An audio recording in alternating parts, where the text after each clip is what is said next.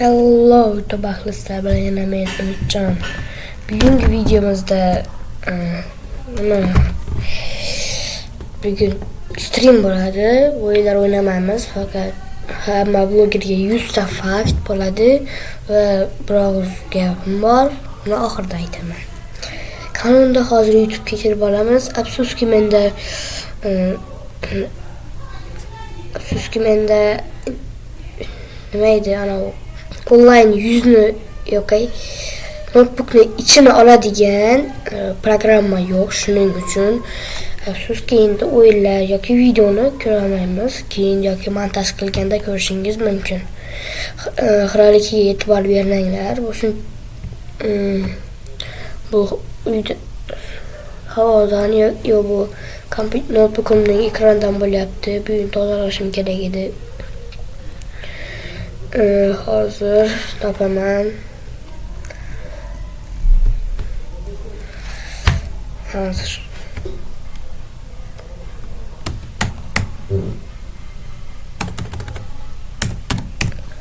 Aytgancha buni qayerdan topishim mumkin deysizlar. Omonxon haqida 100 ta fakt dinglar. Afsuski faqat Omonxonga emas, turli blogerlarga ham chiqadi. Mana Reker chiqdi. Dilimi, Fezzot. Haqiqiy ismi g'ayrat og'am. Ronaldoga 70 ta fakt bor. Isomtovga 100 ta fakt. Islomboyga 100 ta fakt. Sardaroyga 100 ta fakt. Hozir ko'ramiz. Birinchi bo'lib Omonxonkini ko'rganman. Mo'min yo'q, bo'lmaydi. Fezzotdan boshlaymiz. Fezzot. Yo'q, Fezzot uni ko'rgandim. Ronaldoning muxlislari bormi? Kommentariyaga yozib qoldiringlar. Ronaldoning muxlislari bo'lsa, men muxlisman deb yozib qoldiringlar. Xudo xolasa bizlar 10 ta obunachi haqida siz bilgan va bilmagan 70 ta fakt. Qani ketdik. Ronaldo 1985-yil 5-fevral kuni Maderiya shahrida tug'ilgan. Uning asl ismi Cristiano Ronaldo dos Santos Aveiro. Ronaldoning ismi Amerika sobiq prezidenti Ronald Reagan sharafiga qo'yilgan. Ronaldo 3 yoshidan to'p tepishni boshlaydi. Ronaldoning birinchi professional jamoasi Sporting klubi. 2003-yilda Manchester United 12 million dollarga Ronaldoni Sportingdan sotib oladi. 2008-yilda Ronaldo o'zining birinchi oltin to'pini yutadi. Ronaldo 2008-yili Manchester United klubi bilan ishtirok etgan barcha turnirlarda chempion bo'lgan. Futbolchi 18 yoshida Portugaliya terma jamoasida debyut qilgan. 2009-yili Real Madrid klubi Ronaldoni 83 million yevroga sotib oladi. Kriro Real Madrid tarixidagi eng buyuk futbolchiga aylandi. Ronaldo Real Madrid bilan 4 bor Chempionlar Ligasida zafar quchadi. Ronaldo Chempionlar Ligasi qiroliga aylangan. Ronaldo Real Madrid safida 450 ta gol urdi. UEFA Chempionlar Ligasida esa 140 ta. Ronaldo aynan Real Madridda 4 ta oltin to'p yutgan. Futbolchi 2018-yil qirollik klubini tark etadi. Uning 4-jamoasi Juventus. Transfer summasi 120 million yevro. Ronaldo Juventusda umumiy 100 ta gol urdi. Ronaldo Juventus bilan Italiya seriyasida ham bir necha bor chempion bo'ladi. Ronaldo 2016-yilda Portugaliya terma jamoasi bilan Euro 2016da chempion bo'lgan. Ronaldo 2020-yilda terma jamoasi bilan Millatlar Ligasida chempion bo'ladi. Ronaldo hozir Al Nassr jamoasida o'ynamoqda. Futbolchining eng sevimli goli bu Juventusga urilgan mana bu gol hisoblanadi. Ronaldo hayotida ko'plab qizlar bilan shakar guftonlik qilgan. Uning hozirgi sevgilisi Jorginho Rodriguez. Ronaldoning hozirda 5 ta farzandi bor. Eng katta farzand Ronaldo Junior. Ronaldo o'zini eng zo'r futbolchi deya hisoblaydi. Hattoki Pele hamda Maradona ham Ronaldoni eng zo'ri deya tan olishgan. Ronaldo ijtimoiy tarmoqlarda juda faol. Hozir uning Instagram profilida 600 milliondan oshiq obunachilar bor. Bizning maqsadimiz esa 20 ming ta obunachi.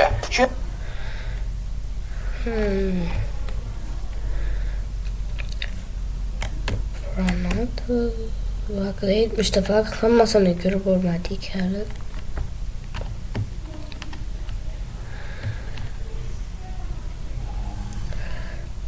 O'zbek blogerlarning hammasi bor ekan, bitta qizlar ham bor ekan.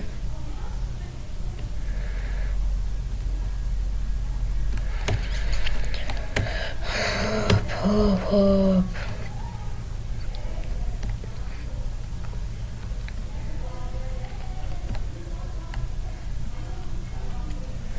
Давайте sizlar ham like bosib obuna bo'lib qo'ying. Nimaga deganda biz hozir 10 ta obunachiga harakat, yana 30 ta obunachi bo'lsa yetadi 10 ta obunachiga. Keyin kommentariyada bergan eng qiyin shartlaringizni bajaraman. Javob. Shu eng qiyin shart beringlar, men bajaraman. Hozir mantiqli savol ko'ramiz. Kim topa olsa javobini yozib qoldiradi.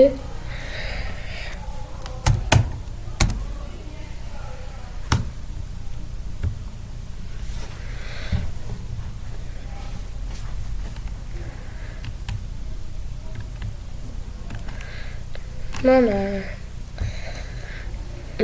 hozir aytganimdek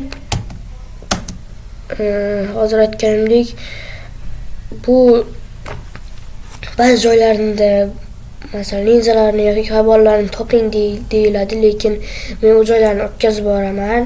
Chunki aytganimdek notebookni ichine oladigan programmani topmadim hali, topsam keyin albatta shu videoni chiqaraman. İçine olibdi. Assalomu alaykum barchaga. Siz ko'rish kerak kanaldasiz. Xo'sh, yangi savollarni kutganmidingiz? Bugun biz siz uchun doimgidek yangi ajoyib savollarni tayyorlab qo'yganmiz. Videoni boshlashdan oldin bizni qo'llab-quvvatlash uchun videoga like bosib qo'yishni unutmang. O'tgan videodagi eng ajoyib kommentariyalarni sizga havola etamiz. Sirini yaratdi. Uni ichga boshladik. Aqldan ozgan olim barhayotlik eliksirini yaratdi. Uni ichgan odam har qanday holatda ham tirik qolishi kerak edi. Albatta olim bu eliksirni o'zida sinab ko'rishni xohlamadi va shu uchun oldindan tayyorgarlik ko'rgandi. U uyi oldidan o'tayotgan Jerry ismli bolani o'g'irlab laboratoriyaga qamab qo'ygandi. Olim bu tajriba uchun 3 ta turli xil suyuqliklar solingan bochkalarni olib keldi. Birinchi bochkada radioaktiv moddalar mavjud bo'lib, uning portlashi butun shaharni yo'q qilib tashlash uchun yetar edi. Ikkinchisida esa maxsus eritma bo'lib, istalgan narsani yo'q qilib yuborardi. Ayniqsa inson tanasi bilan juda yaxshi reaksiyaga kirishardi. Uchinchi bochkada esa olim bir necha yillar oldin otilgan vulqondan chiqqan lavani joylab qo'ygan edi. Jerry bu holatda 3 ta bochkadan birini tanlash kerak edi. Jerry tushundiki, olimning barhayot eliksiri hech qanday foyda bermaydi. Xo'sh, bu holatda u tirik qolishi uchun qaysi bochkani tanlashi kerak? Qaysi bochkani tanlash kerak? Kommentariyada yozib qoldiringlar. Qanatis yozib qoldiringlar, men shungacha kutib turaman. 14 sekund 2 bo'lgandan keyin kommentariy yozishni to'xtatinglar, keyin javobini ko'ramiz. Yozaveringlar kommentariyga bemalol. Mana 2 bo'ldi. 14 sekund bo'ladi, lekin 2 sekund qoldi. Qarmay shuncha to'xtatib turaman. Yozib bo'lgan bo'lsangiz javobini eshitamiz qani. Bu yerda eng xavfsiz variant bu lava solingan bochka. Sababi olim bu lavani bir necha yillar oldin otilgan vulqondan idishga solgan edi va bu lava allaqachon oddiy toshga aylanib ulgurgan. Uch farzandning onasi bugun mehmonlar uchun taom tayyorlayotgandi. Sababi bugun 12ga bir necha yillardan beri bugun mehmonlar uchun taom tayyorlayotgandi. Sababi bugun 12ga bir necha yillardan beri ko'rmagan bir nechta sinfdoshlari kelishi kerak edi. U mehmonlar uchun bir nechta taomlarni tayyorlab qo'ydi. Desert uchun esa ajoyib pirojnilarni pishirdi. Mehmonlar kelishidan oldin dasturxonni taxlashga tushganida tushundiki, pirojnilar qayergadir yo'qolibdi va pirojnilar haqida bolalardan so'radi. Robbi televizorda o'zining sevimli ko'rsatuvini ko'rganini, pirojnini kim olganini bilmasligini, ammo Garri kim olganini aniq ayta olishini aytibdi. Bobbi esa Robbi televizorni qo'shmaganini, sababi ular birgalikda konstruktor terishganini aytdi. Garri esa Robbi televizor to'g'risida yolg'on gapirganini, sababi televizorda u ko'rsatuv ko'rganini aytdi. Farzandlarning onasi esa bu masalada anchagina tajribaga ega edi va shu uchun bolalardan faqatgina bittasi yolg'on gapirayotgandi, qolgan ikkitasi rost gapirayotganini bilardi. Xo'sh, endi siz diqqat bilan o'ylab ko'rib aytingchi, kim bu yerda yolg'on gapiryapti va pirojnilarni yeb qo'ygan? Qaysini deb o'ylaysiz? Men Bobbi deb o'ylayman. O'rtadagi Bobbi. Bobbi va Garri ikkalasi ham Robbi onasini aldayotganini aytdi. Ular birgalikda yolg'on gapirishlari mumkin emas. Sababi qoidaga ko'ra ulardan faqatgina bittasi yolg'on gapirgan. Bu degani ulardan faqatgina Robbi yolg'on gapirgan va pirojnilarni yeb qo'ygan. Butun dunyoda g'alati hodisalar sodir bo'lmoqda. Sababi dunyoda Minecraft buyumlari istalgan joyda o'tkazib yuboramiz. Videoni shu yerda to'xtatamiz. Ikkinchi qismi chiqishiga xohlaysizlar. Mana shu videoda hozir mana 9000 ta like yig'ilibdi. Mayli menda 10 ta like yig'ilsa, mana shu videoni ikkinchi qismini olaman. Hammaga xayr, salomat bo'linglar. Obuna bo'lib like bosish esdan chiqmasin. Xayr.